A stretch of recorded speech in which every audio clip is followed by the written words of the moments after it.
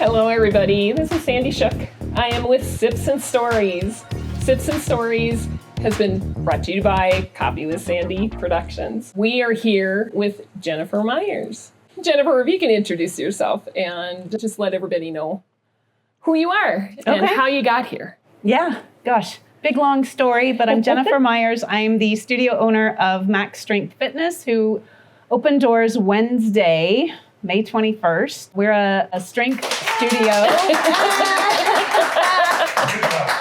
Yay! We're a strength studio specializing in one-on-one personal training in a very safe, effective environment. We take a clinical approach to strength training, and our primary target audience is about 45, 50 plus. As we get older, it's very important to maintain strength, and so we've created a studio where folks can come in and do that safely with our trainers. That's awesome. When you and I first sat down to have coffee, I really was taken by the energy that you bring to any room, really. I mean, you have a smile that is, captivating, and it gets people to, want to talk to you. Your story is just incredible for what you've been through. I don't know if you wanted to share some of that, but what I can first start with is really when you were growing up. Did you have any aspirations, what you wanted to be when you were in second grade or, grade school, whatever? I think I did, maybe more subconsciously. My father was a blue-collar worker. He worked in the strip mines in Missouri. So they strip mined for coal. Wow. And his, way of life was just, work hard, bring the money home, and get a good retirement, and then everything's going to be okay. And so I really wasn't around outside of, because it was a small town, and I remember a family that had a drugstore in town. The town was only like 1,256 people. But we had a little drugstore in town, and I remember that the owners lived above the drugstore. And, I played basketball with their daughter and didn't know them really well, but enough to know that was different. That's all I knew, really. Mm-hmm. And I remember getting through high school, and it was everybody was picking colleges and had aspirations. And I remember asking my parents what they thought about certain things. Oh. And the response was, well, we just want you to be happy. Wow. Right? So there wasn't any guidance as far as the schools and curriculum and, what was I good at? What was I not good at? Have you thought about this? And I could tell you too, in my small town too. I mean, had I been directed differently, I don't know if I'd be in Colorado, but sorry, go on. Yeah, no, but it's, I don't know. I just look back on it. I did go to college. It was a smaller college closer to home because I wasn't ready to branch out. Mm-hmm. And in college, I enlisted in the Army because in college you did. Oh my gosh, did your parents freak out over that? They just kind of looked at me and went, okay. Were you a girly girl back then? No, I've always been kind of a tomboy. Okay. Playing basketball, running track. Yeah. Gosh, it's a small town. You get to do everything. Yeah. So volleyball, basketball, track. I was in the band. I was in the choir. We got to do everything, which was probably really good because I didn't have a lot of time to get into too much trouble. Well, your grades depended upon whether you could play the sports too, for sure. Yeah. So I lost my train of thought. I don't know where I was going with that. Sorry, because I interrupted you. No, you were you're talking good. about college, and you're good. I was bored in school. Thank you for your service, by the way. This weekend is all about the veterans, so thank you for. It was quite an experience, for sure. But yeah, I had a couple of years of college, and I was bored, I think. I had joined a sorority, which might not have been the best thing to do because, I don't know, not a good. So coming from a small town, a sorority teaches you things. More than you really should know at that point in life. Well, I grew up in Minnesota, so, it's like every Thursday night was specific, because we knew where all the food choices were, and even coming out here, it's like, okay, who's serving drinks? If you buy one drink, how much food can we get with that one drink? So I'm assuming that's what you're referring to, is with your sorority. So many things. But what ended up happening was there was a guy that would come into the sorority house after class to visit a couple of the girls that he was friends with. And he was in ROTC. Okay. And on Thursdays, they would have a lab. So he would come in Thursday afternoon, full uniform, because he had just got done with his 2-hour lab. And so he just came by to chat and hang out. And I was intrigued. And my father was a Vietnam vet. And so I kind of knew just enough to know he had served and that it was rough, but he didn't talk about it too much. Mm-hmm. So I was curious. And then, I don't know, all I remember... you enrolled because you were curious. Look, all I remember was sitting on the sofa in the sorority house talking to Rich, was his name. Yeah. And the next thing I know, I'm in the recruiter's office. Wow. And because I, of course, didn't consult anybody, because anytime I did, I really didn't get any help anyway. So I would just do it myself. So they were they enlisted me, and I was to be a forklift driver. Oh my gosh. Right. There's a story behind, I got to do that eventually. Yeah, there's another story there too. Go on. They enlisted me as a forklift driver, and I went to basic training after 2 years of college. And after basic training, went into the ROTC department, and this is horrible, and said, sign me up, because I'm going to say it out loud. This is horrible. I didn't want to be in a barracks ever again with 60 women. I wonder why. Anywho. One bathroom? No. There were a few stalls and an open shower for everyone. Yeah, it was interesting. But I had heard that, officers get their own room. Sadly, that was my youthful motivation. Yes. But I am grateful, because it did help me grow up. And I learned a lot. And yeah, it was interesting, because I was always a reservist, but I ended up marrying an Air Force officer. He was active duty, and we moved around a lot. And so we had our son, and I went in active, and then I kind of missed it. And so I got back in. So I say I've had 28 years commissioned service, but it was really 20 active reserve time. All in the Army? All in the Army. Yep. But I was able to, I ended up, years later, as a major, ended up deploying to Iraq. And I was able to go back and get my Master's of Science with the GI Bill. And just, I don't know, just life. It's interesting how life progresses. And, you could take the left fork in the road, you take the right fork in the road. And I honestly, it does, if the fork is bad, right? You could take the left fork and it's an illegal activity. Okay, don't do that. That's evident. But I'm talking about more positive roads, right? It honestly doesn't matter which road you take. I think it's all about attitude. Yeah. I could have gone several different directions over the course of the years, but I always knew I was going to be okay, even when I was running out of money. Yeah. And it seemed to work out. So what motivated you to, or what was it that actually made you know that? Because obviously, what I had said is that, we're here because of that motivation factor of, pushing forward through, the stuff that... You asked about when I was growing up, if I had aspirations as a young girl. And the only thing I can tell you is I always knew that I needed more. And so every step of the way, I get here and I'm like, okay, this is good, but I need more. Somebody said that the other day. Yeah, because somebody said that the other day to me, is that you should always look at, okay, I'm the next chapter ahead, instead of, I'm stuck here.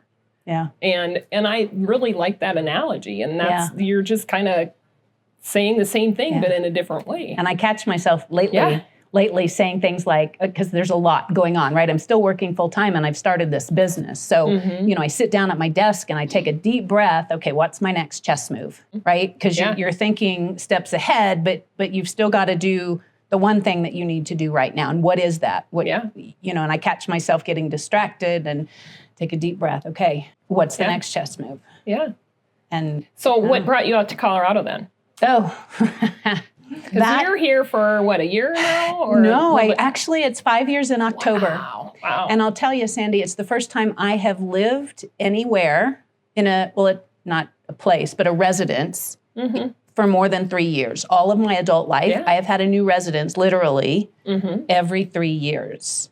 Is that because of the military, or some was because of the military? Some was I was living in San Diego, and when I first got there, I didn't have a whole lot, so I was in a, not such a nice place, and then I was able to find the job that I have now. and able to slowly build some income and build myself back up after really not having a whole lot at 39. But, you slowly build up. But there were situations where I got deployed. So I had to move out of the apartment. And then when I get back, you have to find another one. Oh, I deployed again. And you get back, right? So that. And then I had a lovely townhome I was renting at one point. And I was there 2.5 years. And the owners decided to sell the place. So I had to move. I'm like, you're kidding me. Yeah. So again, moving. And what's really funny is the last place I had in San Diego, it was a condo, and I was able to finally buy a little condo there, something that I owned, I could call my own. And then 3 years later, I sold it and moved here. Well, you sold it with a profit, right? Well, it was helpful. Well, and that's, because, my heart has been in lending for how many years, right? Right. That's what I tell people. Start small. Yeah. And you can always, because you're starting small, you can always go into something bigger later. But I've been to Colorado Springs a couple of times. My ex-husband was stationed at Peterson after we divorced, and our son was with him from, a lot of the times. And so I came out to visit then. And then my son, that's another story in and of itself, tried to go into the Army, and he was stationed here at Fort Carson. And so I came out from San Diego to visit him. And so those were really the only 2 times that I had been in Colorado Springs. And I remember hearing myself say, I don't think I can live in Colorado Springs. I could never move here, which is hysterical. Yes. Because sometimes, I don't know, even when we say we don't want something, don't take a certain direction, right? Never say never, because that, I don't know, God, source, whatever you want to call it. We all have different beliefs, and that's awesome. But I literally had a flash in my third eye, right in the middle of my forehead, it moved to Colorado Springs. Wow. And so you did. And I answered the call. And about a month later, I had a contract on my house, and I'm here. Wow. And I'm grateful. Yeah. Because this is the first time in my life I've really had that feeling of a sense of community. Our town was so small. I was almost afraid. My dad scared me when I was 12. I had my first kiss on the porch of a house that apparently the kid's father worked with my dad, and somebody saw, I don't know. Anyway, and my dad sat me down and said, no matter where you go or what you do, I'll always know. Like, well, crap. Yeah. Why you want to say that? Well, my dad would take the porch light and flash it if you were out in the car too long. And it's like, Parents are fun. I like to talk Parents a lot. So he put the fear of dad in me. Yeah. And I don't know, I was always kind of watching over my shoulder as I was growing up, and I was living in a fishbowl, and I don't know, I didn't really like anybody to kind of know my business. And so I wasn't really out. We weren't out in the community too much. Mm-hmm. It was kind of weird. But, and so you moved to Colorado, and now you have a community, and you kind of like this. I love you're in. I mean, this. It's not necessarily a fishbowl, but I love this. Yeah. I think.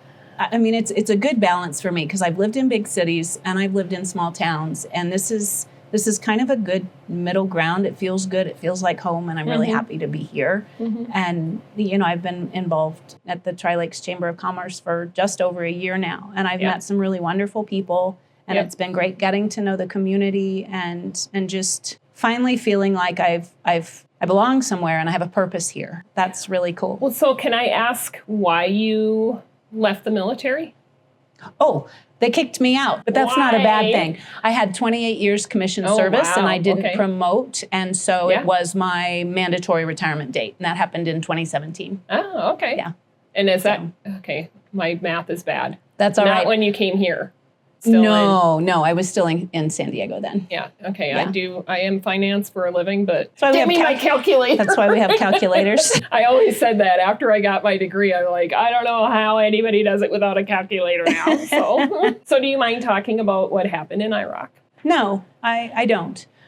Only because, again, the whole purpose is to tell people our stories, of kind of what we've been through. And I think your story is incredible, because you wouldn't be here. I would like people to know, but if it reminds me that I should be here, right? And it makes me think that I'm supposed to be here for a very long time. Yeah, we were in Baghdad. We were there for a year. It was 2007, 2008, and I don't think there was a day that went by, maybe one or two, but not many, where they weren't throwing rockets and mortars from various places outside of the green zone. And it was rough. You were just constantly on edge. And you eventually, I understand how people can get desensitized to things because it just happens over and over and over again. Yeah. And it just becomes a part of the thing that you experience every day, until it really hits hard. There were two very defining incidents that happened while I was over there. One was fairly early on. We had a public affairs enlisted soldier that was on a mission. They were on helicopters going north, and I remember it was tough. He was in one of the Iraqi helicopters that went down. Oh, wow. There were two birds flying, and one went down, and it was the Iraqi helicopter. And for whatever reason, he was on that one instead of ours. Weird. And it was hard. It was hard. And so you were on helicopters then? That's what your role No, was? I was actually in an operations center. Okay. So we were, I'm going to use air quotes, safe. Yeah. There were hardened buildings in our camp. So we weren't safe. Yeah, I just remember walking, you'd walk to go to the DFAC, the chow hall, to get your meals. And halfway there, you'd have to duck into a bunker because sirens go off, and it's like, oh man, here we go again. Yeah. Can we just eat? Hungry. I just want to go get my food. Yeah. Can you stop for a minute? Yeah. But the roughest part was Easter 2008. I don't know if it was right on Easter. I can't remember. I was off work that Sunday. I was in kind of like a special projects office, and I had a major in my office. He had just got in not too many, was he there even a month? He wasn't there very long. And then I had a captain in my office as well. I was off. The captain was working. The major happened to be in the gym working out where we had the gym equipment. It was not a hardened building. And I remember hearing the alarms go off. I heard the impact, and I knew it was close. And I did the thing you're not supposed to do, is pick up the phone and call to see if everybody's okay. And I couldn't get a hold of him. I couldn't get a hold of him. And finally, my captain called me, and she said, "Ma'am, stay right there. I will come to you." Oh, wow. And that's when I knew something had happened. And the worst part is when you know something's happened, but you don't know what. You know it's bad, and you're away from it, and you can't do anything about it. Yep. That was tough. That was tough. She eventually came to find me and told me that it hit right in the middle of the gym, and it killed 2, a full bird colonel and the major that had just got there to work in my office, and wounded about 18. And my captain was one of the first responders, so she had to go in and see all of that. And where was I? Yeah. Where was I? And what I didn't realize was for many years, and I had to actually, I don't know, now it's getting too deep, but for many years, I didn't really think much about it. And someone asked me a question, did I have any guilt over it? And I lost it. Yeah. I knew I still had some triggers from it, but I didn't really know what the basis was of it, the underlying thing. And it was the guilt. Yeah. I wasn't there. I should have been on site. I should have, right? And I'm thinking about, the captain that worked for me. She held her own. Yep. She knew exactly what to do, and she did it. Strong. Yeah. And I wasn't there. Yep. So I was angry at first, and then I was just guilty. Yeah. I just felt like I should have been there. So how did you pull yourself out of that then? Because I mean, it'll probably always be something that's with you, but like I said, there's a light that you have. It's like, we all have different things that keep us, that we could stay down in that. But what is it that keeps you from forgetting? I'm going to use the quotes now. You don't ever forget. Yeah. You don't ever forget. Yeah. I had Google Photos come up on my phone the other day and said, however many years ago, and it was he and I under the arches in Baghdad. We were in this photo, and I just, all you can do is look and you remember, and you're grateful for the time. and you learn to appreciate life a whole lot more. Yeah. Because it can be taken from us. Yeah. Right? Like Yep. that. Mm-hmm. And I used to be, I don't know, I think I used to be wound pretty tight, and I had moments where I maybe wasn't very nice to people sometimes, depending on the situation. But it wasn't them, right? It was me. There was something inside of me that I had to let go of. Mm-hmm. And once you just, I don't know, I get so much more energy and so much more joy if I'm smiling, if I'm doing things for others, if I'm appreciating my life. And then it allows me to kind of give some of that back. Yeah. You know? So after that tour, then were you done with the tours, or did you? No, have to go I ended back up having one more. Yeah, And how well, did it you was feel going so into that? Afghanistan was picking up, and there were rumblings that our unit might end up getting sent to Afghanistan. And I was at one of the schools that we have to go to as officers, and I met a woman there, and she was like, "Switch career fields and take this voluntary duty with me in Djibouti, Africa." Oh. And I said, "Did you really go to Africa?" I really did. I spent a year in Djibouti. Yeah. And it was actually good duty. It was a permissive environment. At that time, we were able to take the vehicles out off camp, and we would have meals in the restaurants in Djibouti City. I had wonderful Ethiopian food, wonderful French restaurants there. I got to fly to both Ethiopia and Addis Ababa. See, Minnesota tongue would never be able to say any of those. Go ahead. I'm listening. But yeah, it was really good duty. And then, I don't know, the fun part with that one was, we halfway through the tour, they'll send you, you could go home for 2 weeks, you could go wherever for 2 weeks, and wherever. I said, really, you'll send me anywhere I want to go for 2 weeks? Wow. So I'm also a scuba diver, so I had them send me to Palau so I could go spend some time on a liveaboard to go scuba diving, and that was really amazing. And I got to do that, and it was still a long flight, but when did you learn to scuba? Oh gosh, I've been doing that since the late 90s. So when you're in your high school? Yeah, I was. You're funny. Well, again, where's my calculator? I know, right? Right. Yeah. I actually learned how to scuba when we were living in Utah. My ex-husband was stationed at Hill Air Force Base, and there was a dive shop there. And so my beginner certification was at Bear Lake, and then my advanced certification was in Wendover, Nevada, because there was a hot spring that went down to 70 feet, and 60 feet is, you have to go below 60 feet to get your advanced cert. Yeah. And right there.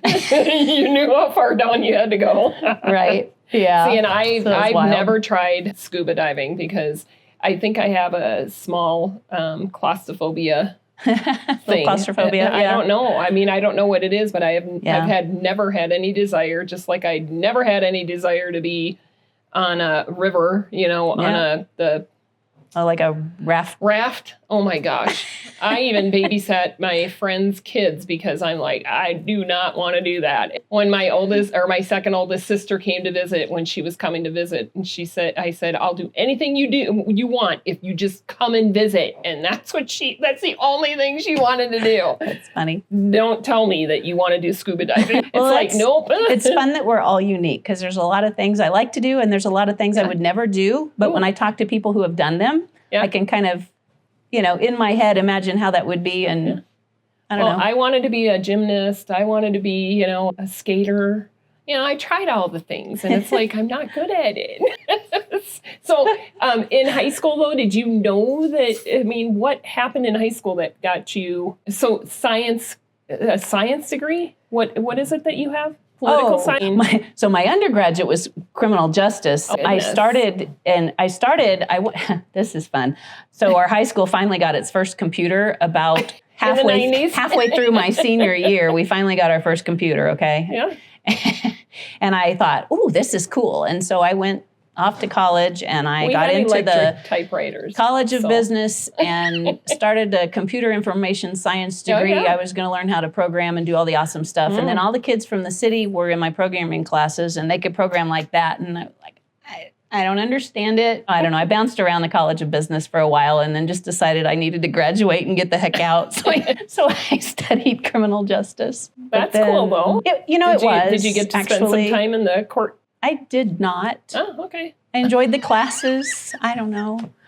Enjoyed the classes. I was studying for the LSAT. I'm took learning it. New things. I had no idea. I was young. I had no idea what I wanted to be. Back to that no guidance, right? Yep. I was just bouncing around. So I studied for the LSAT. Never took the test. I got all the way through a paralegal school with a paper left before I would get the certificate. Yeah. We had just moved to Washington, D.C. I interviewed with a giant law firm. I walked in their offices and I swear I couldn't breathe. It was the stuffiest place. It was like, I was young. I was like, I don't think I should be they here. Probably smoked in those offices. That's what went through my No, it was I don't know. They just didn't have any personality. It was just a different environment. And coming from a small town, it was really overwhelming. Yeah. And I was like, this isn't for me. Yeah. This isn't for me. So I don't know. Wow. Done a lot of things. Okay, so tell me how you got into Max Strength Fitness. Fun, Max Strength Fitness. But before you do, let me thank Ben again at Humble Coffee. Yes, I'll take a Humble Coffee. We would not have Sips and Stories without the availability of being able to host the show at Humble Coffee. So thank you very much for that. And then, of course, all my pretty jewelry that I'm wearing today has been given to me by Ann Onel with Park Lane Jewelry. So thank you for that. Nice. Anyway, how'd you get? What is it that attracted you to Max Strength? Wow. Yes, I asked the hard questions. Well, I'm just kind of thinking about, how things progressed, because I remember thinking a long time ago, a decade or more ago, that it would be really cool to have my own business.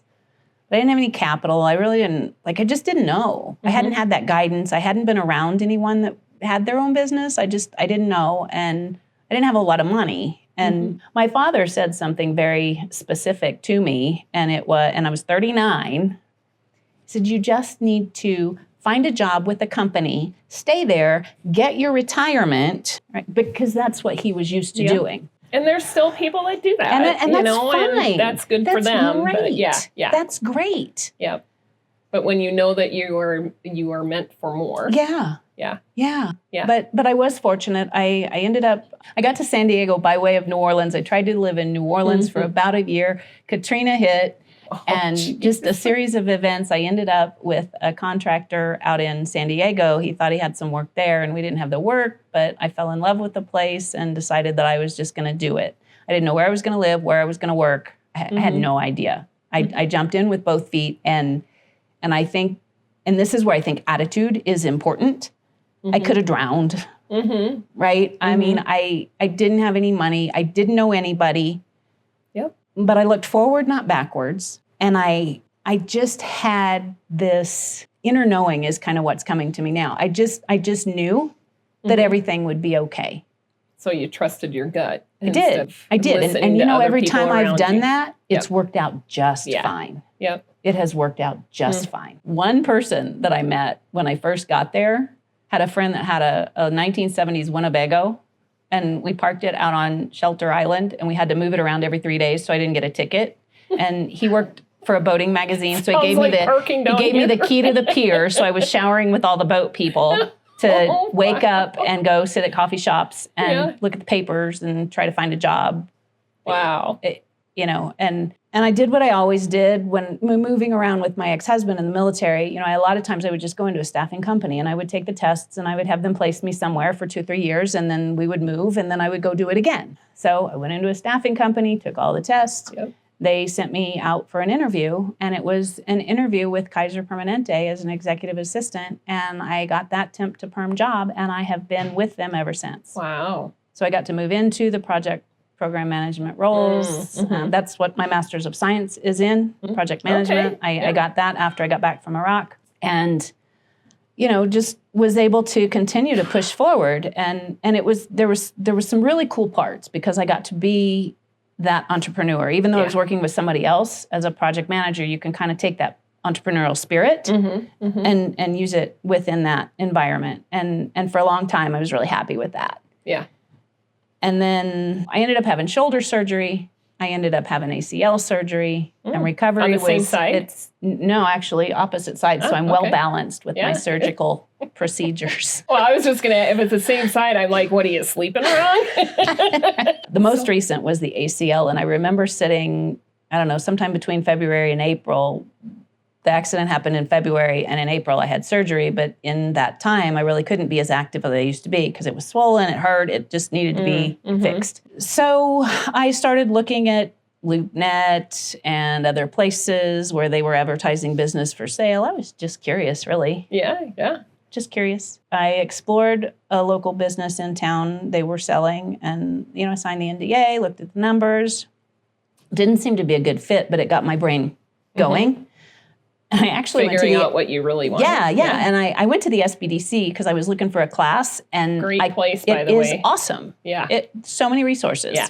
So I was looking for an online class, and I pulled one up that I thought I'd like to take, but I couldn't get into it. Well, the instructor's name was listed, and I'm like, all right, well, I'll just stalk her and get the answers I need. We don't stalk people. We don't stalk people? No, not really.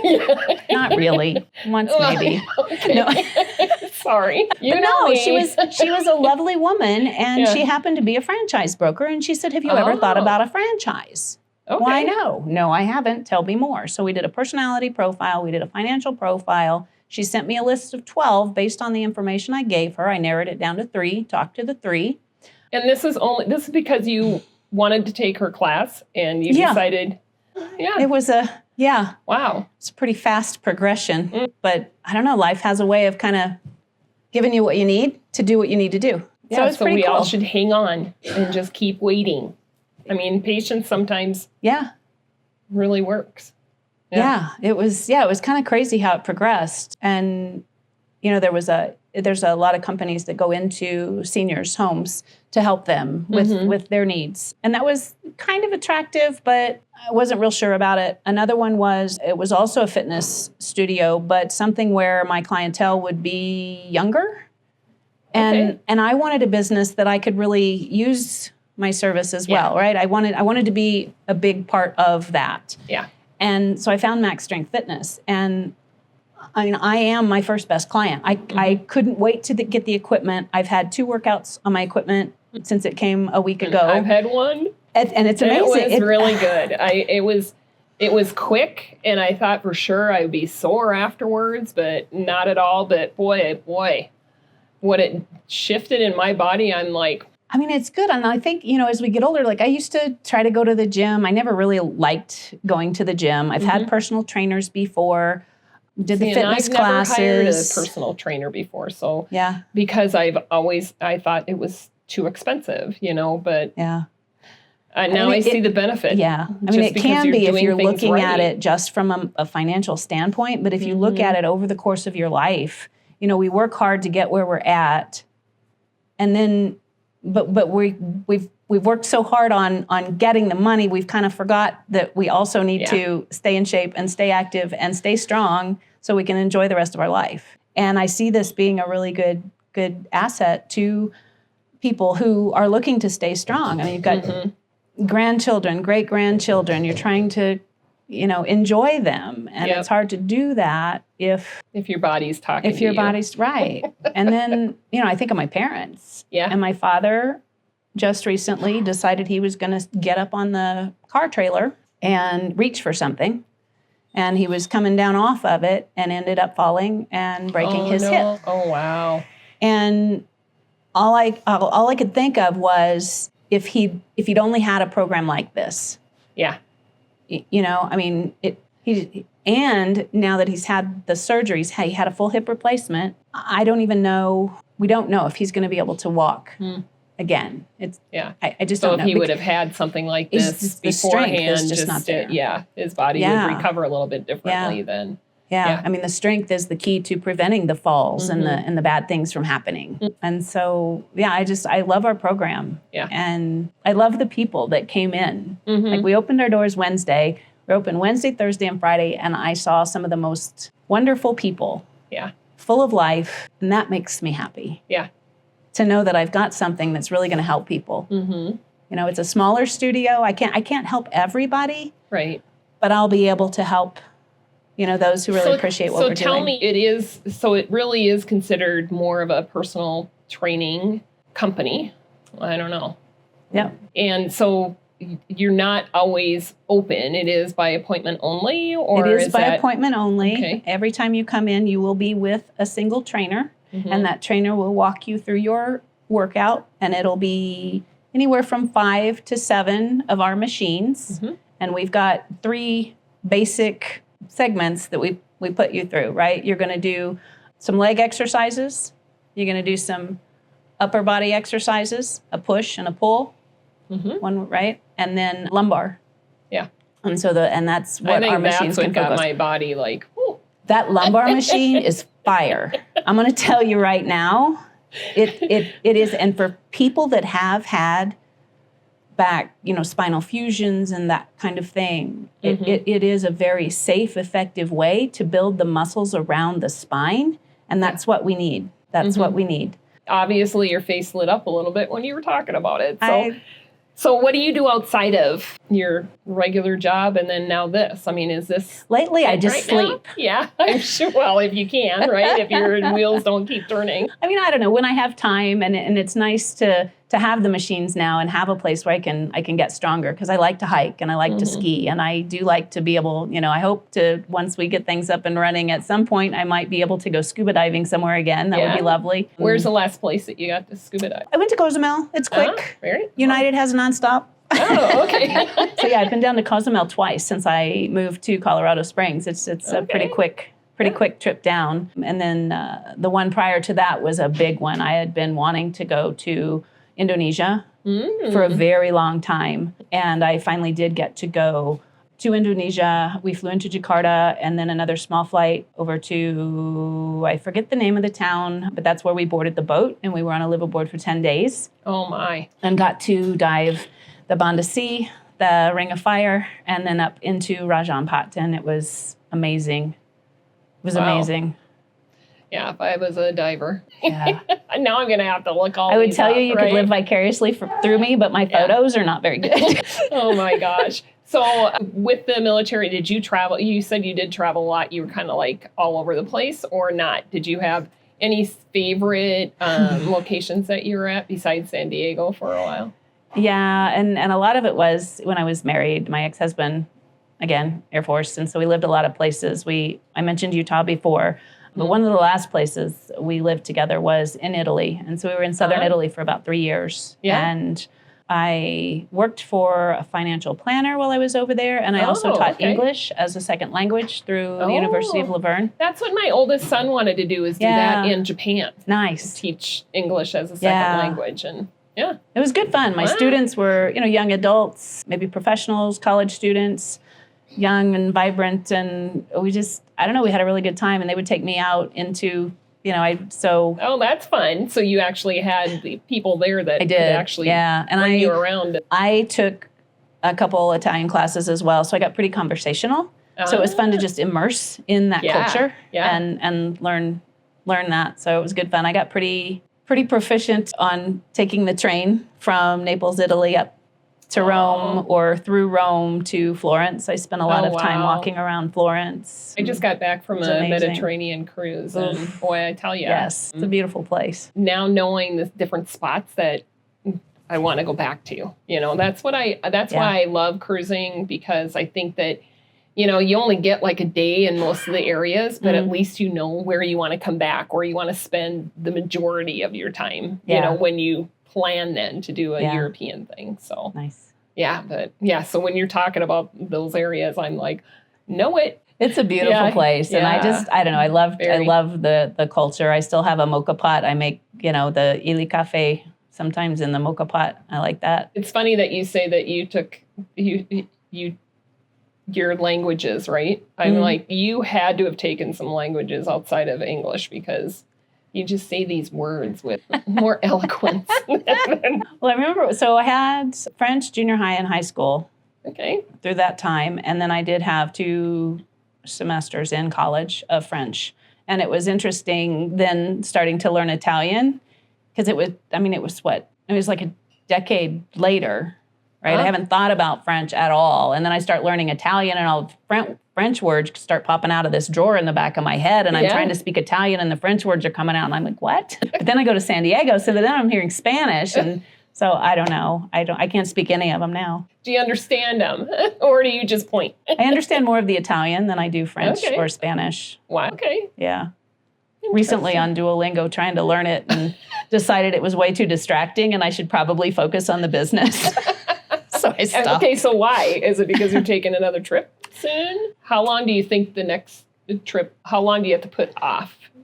Do you think? I mean, I've never opened up a brick and mortar. So, and then of course, with it being a franchise, I mean, did they give you kind of an idea of how long, it takes to build up so that you're profitable and you can just kind of leave it off to somebody else's responsibility? I don't know. I don't think you ever just leave it off. I think you put, plans in place, and you have trusted employees and build it up to where, if you do want to go on a trip, you may not completely shut it off. Yeah. But you can shut it off enough where you can go and enjoy yourself. And then on the other side of that is, what if something happens to me? Right? I need to make sure that if I'm not around for whatever reason, that things still continue. Yeah. Because I think what I'm doing is very important, and I don't want it to just shut down, right? So what's that plan after? Yeah.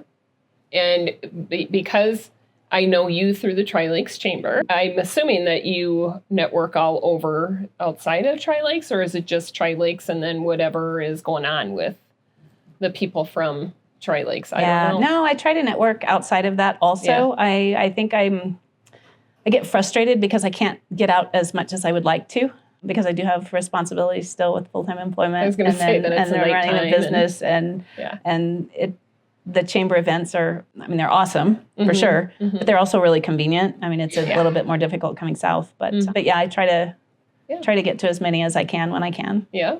I've been on my own for so long. Holidays are just, it's a good time for me to reflect on what I'm doing and how things are going, especially around the Christmas time. Like Thanksgiving and Christmas, when I was growing up, they were very big holidays. My grandmother was around, and she would cook the meals, and we would spend time at her house, and it was lots of fun. Yeah. Did you come from a big family? No, it was my mom and dad, my brother, and my grandma and grandpa, and me, and that was it. Like clockwork, every year, Thanksgiving, we were at my grandmother's house. Christmas, we were at my grandmother's house. And then she passed, and, the dynamic shifted, and, I got divorced. My brother eventually, divorced, and I don't live near home. So I don't know, at some point, and I think it was the first Christmas I think I spent by myself, I was in New Orleans after Katrina. And I decided to stay there over the holidays instead of going back to Missouri with family. And that was a pretty defining moment, too, because I remember just walking around and observing and taking it all in, kind of observing the people. Yeah. And it was, I don't even have a word for it, but I remember feeling very grateful for what I had. Yeah. And appreciating the time alone to reflect, I think. And since then, that's kind of how my holidays are. I just take the time to quiet down. Yeah. And relax. Well, that's good. And appreciate the life. And I think that's what's tough in this day and age. Everybody feels like you have to be on the computer or on the phone available instead of being able to shut down, because I think that's one of the things that I know that when I'm not to the point where I've filled my entire week with everything, then by, Thursday, I'm already going, oh my God, how am I going to get through another day? And what's going on this weekend? I'm always like looking forward going, oh my God, why do I do this to myself? Yeah. Because I've learned now that I need to do that for myself. And I think that a lot of people forget that, and that's, I think that's kind of one of those that really helps us to, if you can remind yourself, it's okay. It's okay to take, who cares if you lay in bed all day long? Okay. Sometimes you need to, you know what? I'm like, I used to do that in my 30s. I would go out hard on Friday nights. Monday through Friday, I would just be busy. Yeah. And then Friday night, I would be like, okay, now I'm done. I can sleep in on Saturday, and I'd stay in bed and watch movies all day long. I'm going to tell you, for the last month, I've been waking up before the sun came up. You know, I've been up at 5 a.m. I mean, on weekends too, for the last month, trying to get everything ready. And this morning, I was ever so grateful. Yeah. I laid in bed. I don't think I got up until 7:30 or 8. Wow. And it was nice. was really, really good. And I think my mind was still active, but it was more of reflection. Yeah. And, you know, I made it. I did it. We're open. And I have been told a couple times by some people, you know, well, not told, but, you know, the statement being saying, you know, I know you're not a morning person. It's like, how can I not be a morning person? I'm up but I think it is more of, yes, I'm a morning person when I get the time to just kind of chill out instead of, you know, being up out of bed and out the door. Yeah. Well, okay, I got long hair now, you know, so I could just put it up, but I mean, I do sometimes. But I wanted to reach out and to people in the audience if there's any questions that they have. Sure. But first, I wanted to actually, again, thank Humble Coffee for giving us the space here, donating the space here for us, and serving us the teas and coffees. It's been great this afternoon for us to be able to do that. Also, too, I mentioned Ann Odell with the jewelry and Park Lane Jewelry, but also, too, Karina's Salon and Boutique Monument has provided the dressing for me today. And I just wanted to bring out a nice thank you for that as well. But are there any questions that anybody has in the audience? Hi, Jennifer. Can you tell me a little bit about what it's like when somebody comes into your gym and how you design a program for them? So when you come in for the initial intake, we're going to sit down and we do take a clinical approach. So we've got an intake form and we're documenting medical history. We want to know if you've had any surgeries or any back issues, you know, and just kind of what's going on with your body. Are you in any pain, you know, that we need to address and be mindful of? When you come in for that intake, there's a couple of machines we'll put you on. We've got a leg press and we've got a compound row. Right? Yep. You were on those? Yep, and it's a slow process. Yeah. The thing that I was impressed on, I'm going to interrupt you because I was impressed with, I didn't realize what I was doing when I got into the gym, whenever I did have gym memberships. Even when I, you know, at my full-time job that I used to have, I used to go in the gym and I would just get it over with. You know, just to get it, you know, just to say I did it and to actually go into, you know, I want to say the shop, the salon, whatever. The studio, yes. To go in this week and actually discover that, oh, okay, I understand why it's a slow process then, you know, for doing the different machines. And I only did like 5 of them. It's not like I, you know, had to be in there for 30 minutes. It was a quick and easy process. And to do toning, that's really what I need. And that's what I'm, you know, especially, you know, being older. Yeah. So anyway, but okay. Now you probably lost your train of thought. No, that's all right. Well, it made me think, you know, because we do use slow movement. You know, it's a very, very continuous tension on the muscles and we're moving very slow. So there's the eccentric and the concentric, right? And so, or the top bottom, however you want to call it. Thank you. Yep. You got top, bottom, whatever. But no, it's very, very slow so that we're activating the muscle fibers. And we're not, you know, when you do the hard ballistic movements, it's really, really hard on your joints. Mm-hmm. And you could cause further injury. You know, you see a lot of people worrying about the number of reps and sets on these machines. And I was like you at one point too. I just want to get it over with. So I'm pushing really, really hard. And you really are putting a lot of pressure on your joints doing that and not giving the muscles as much attention as you could when you're moving slow, as you found out. And so the idea is that we would fatigue those muscles in, say, 6 to 10 reps. And then, you know, you rest for 2 or 3 days and come back and see us for another 20 minutes on those 5 to 7 machines. Yep. And then rest, and then, 20 minutes twice a week equals transformation. And I didn't break a sweat. And you won't break a sweat. Again, I wanted to thank everybody for coming to see this beautiful day. And thank you, Jennifer, for joining us. If you can let people know how to reach you. Yes. So we are in Monument. We are at 1435 Cipriani Loop. And you can go to our website at www.maxstrengthfitness.com/monument. And Great. schedule your initial consultation. Yeah. All right. Well, thank you so much again. Thank you to Humble Coffee. And we will see you on the next story.